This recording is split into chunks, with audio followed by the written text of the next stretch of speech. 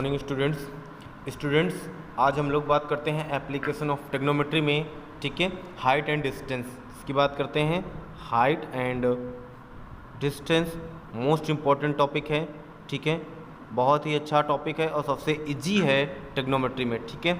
और इससे हर साल एग्ज़ाम में एक क्वेश्चन तो आता ही आता है 10th लेवल पर, ठीक है।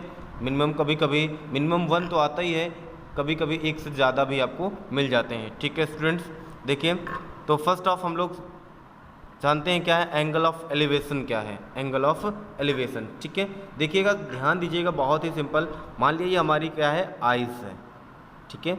ये हमारी आइस है इस पोजीशन पर और कोई ऑब्जेक्ट है ये यहाँ पर, ठीक है, जिसको हमें देखना है, ठीक है। तो हम क्या करेंगे, आइस के द्वारा अगर हम अपनी आइस की हॉरिजॉन्टल लाइन से अगर हम ऊपर की वस्तु देखते हैं, ठीक है, मतलब अपनी आँख की सीधी रेखा से के ऊपर जाते हैं, अबव जाते हैं, ठीक है, तो एंगल ऑफ एलिवेशन, ठीक है।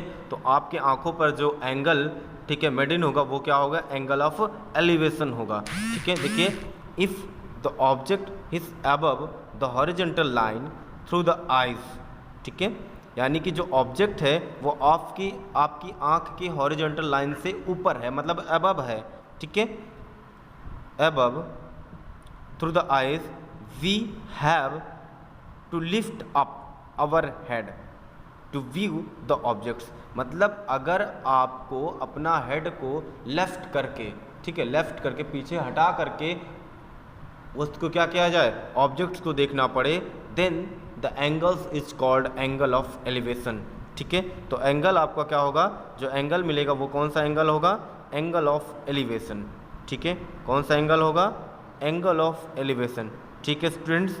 मतलब कि ऑब्जेक्ट्स क्या हो, आपकी आँख के, मतलब आपकी आइज के हॉरिजॉन्टल लाइन के एबव हो, ठीक है, एबव हो, ठीक है। This angle is called angle of elevation, ठीक है स्टूडेंट्स। अब बात आती है एंगल ऑफ डिप्रेशन की। फिगर में देख लीजिएगा, ये हमारी आइस है, ये हमारे पास ऑब्जेक्ट है, ठीक है। तो ऑब्जेक्ट क्या है, ये आपकी हॉरिजॉन्टल लाइन है, जो आपकी आँख की हॉरिजॉन्टल लाइन है, ठीक है। तो आपकी आइस के, ठीक है, हॉरिजॉन्टल लाइंस के अबव है ये ऑब्जेक्ट्स, ठीक है। तो यहाँ पर कौन सा एंगल बनेगा, एंगल ऑफ एलिवेशन, ठीक है स्टूडेंट्स। अब देखिए second point, angle of depression.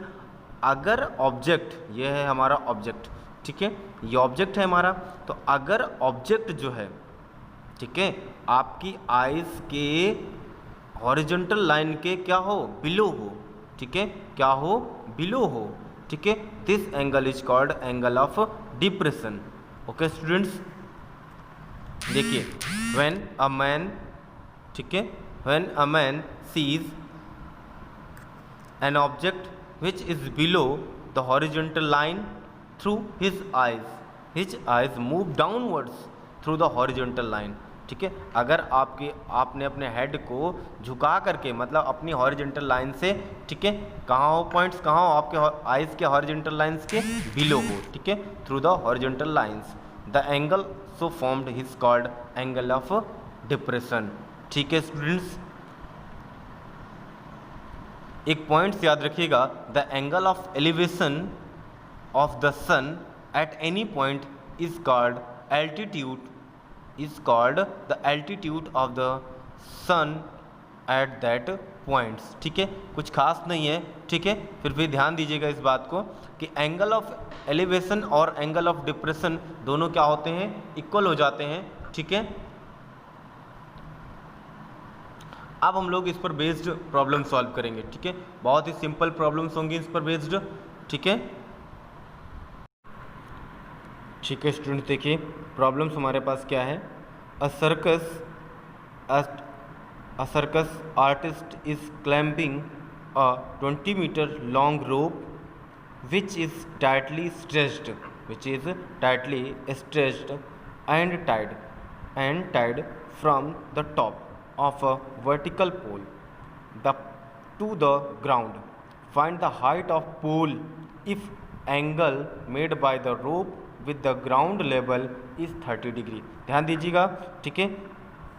एक सर्कस का आर्टिस्ट है, ठीक है, उसने क्या किया है, एक पोल से 20 मीटर का रोप बना लिया है, ठीक है, जो टाइटली स्ट्रेच्ड है कितना 20 मीटर का।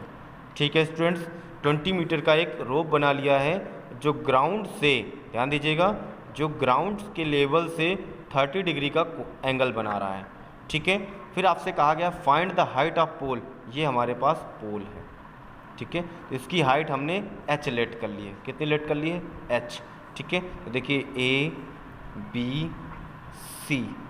ठीक है स्टूडेंट्स, ये एंगल हमारे पास 90 डिग्री है। ठीक है, तो first of we let the height of pole is h metre. ठीक है, अब देखिए यहाँ पर इन ट्रायंगल ABC में क्या है? ABC में AC is equal to given है 20 मीटर्स। ठीक है, और थीटा कितना दिया गया है? 30 डिग्री दिया गया है। ठीक है, H is equal to question mark.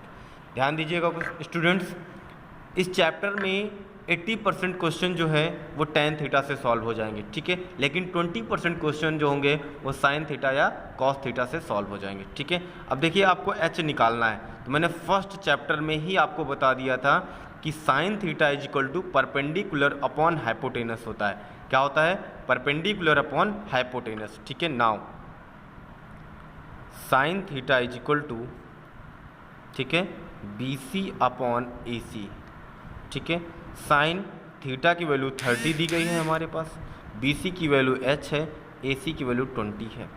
ठीक है, साइन 30 1/2 होता है, h अपॉन 20 हो जाएगा।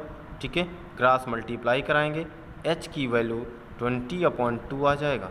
ठीक है, तो हाइट ऑफ पोल जो आएगी वो कितनी हो जाएगी? 10 मीटर हो जाएगी। ठीक है स्टूडेंट्स, वेरी इजी, बहुत ही सिंपल क्वेश्चन है। ठीक है, बस आपको क्या करना है, फर्स्ट ऑफ आप फिगर पर ध्यान दीजिएगा। ठीक है, अगर आपका फिगर सही बन गया तो आपका क्वेश्चन सॉल्व हो जाएगा आसानी से। ठीक है, अगर आपका फिगर नहीं सही बना तो आपका क्वेश्चन नहीं सॉल्व हो पाएगा। ठीक है, तो फर्स्ट ऑफ आप क्वेश्चन को 2-3 बार स्टडी करके ही फिगर को बनाएं। ठीक है स्टूडेंट्स, अब हम लोग नेक्स्ट प्रॉब्लम लेते हैं।